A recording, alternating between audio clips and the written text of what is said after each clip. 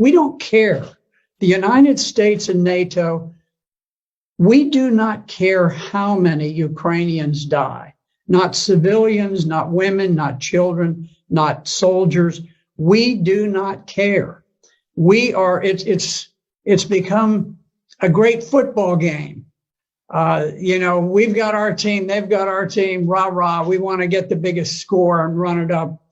And, we don't care how many of our players get crippled on the playing field, as long as we win. Now, we are shipping fantastic quantities of weapons, and it's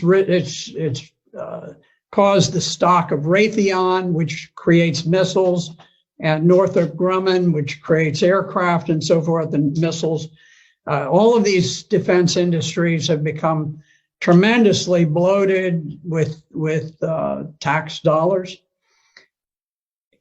I don't think it's ultimately going to change the outcome. I think that Russia will prevail.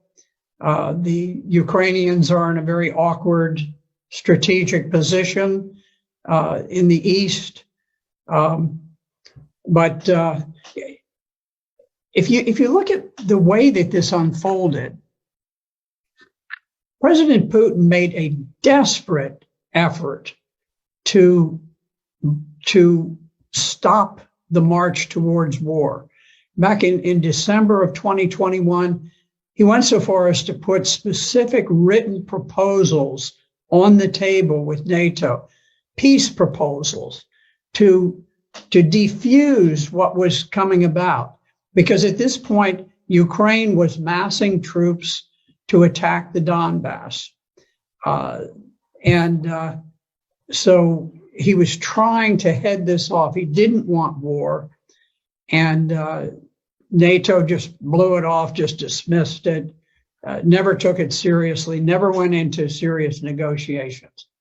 At that point, Putin, seeing that armed Ukrainians with weapons to kill Russian troops were literally on their borders, decided he had to strike first.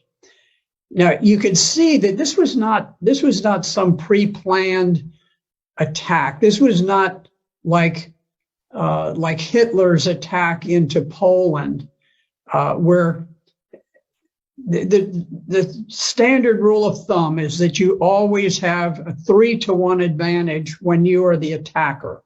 You have to mass 3 times as many tanks and artillery and planes and men as the other side has. In fact, when Russia went in, they went in sort of with what they had, what they could cobble together on short notice, and they were outnumbered by the Ukrainian forces. The Ukrainian forces had about 250,000. The Russians had perhaps 160,000. So instead of having 3 times as many, they actually had fewer troops than the Ukrainians, but they were forced to attack to try to preempt the battle that was looming, where the Ukrainians had massed these forces against the Donbass. Now, the Donbass is adjacent to Russia. It is a portion of Ukraine that did not join with the revolutionary government that conducted the coup in 2014 and overthrew the government of Ukraine. They refused to become a part of the new revolutionary government of Ukraine. And so they declared their independence. And Ukraine had massed this enormous army to attack against the Donbass. And so Russia was forced to go in to preempt that planned attack by Ukraine. And you could see that Russia very much hoped that they could conduct this special operation without unduly causing casualties for the Ukrainians, because they they think of the Ukrainians, or at least they did think of the Ukrainians as brother Slavs, that they wanted to have good relations. But there was a famous picture with a Russian tank that had been stopped by a gathering of maybe 40 civilians who just walked out in the road and blocked the road, and the tank stopped. I can tell you, in Vietnam, if we had a bunch of people who stood in the way of an American tank going through, that tank would not have slowed down in the slightest. It wouldn't have honked a horn. It wouldn't have done anything. Wouldn't have fired a warning shot. It would have just gone on. And I think that's more typical. I'm not criticizing the Americans.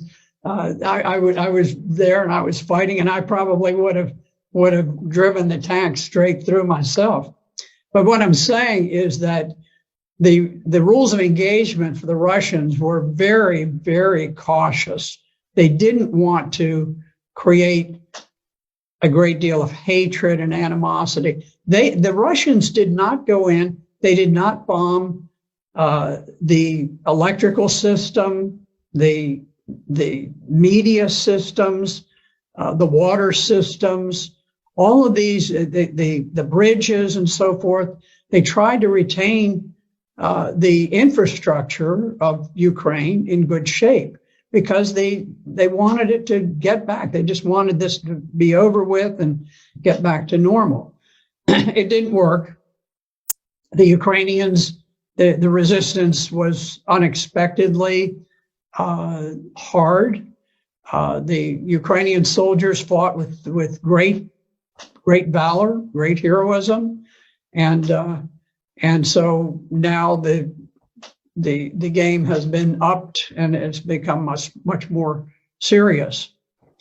But it is amazing to look and to see that Russia dominates the air. They haven't knocked out the train systems. They haven't knocked out power plants. They haven't knocked out so many things. They've never bombed the buildings in the center of Kyiv, the capital of Ukraine. They haven't bombed the buildings where the parliament meets. They've been incredibly reserved about these things, hoping against hope that peace could be achieved. But I don't think Ukraine has anything to do with the decision about peace or war. I think the decision about peace or war is made in Washington, D.C. As long as we want the war to continue, we will fight that war using Ukrainians as proxies, and we will fight it to the last Ukrainian death.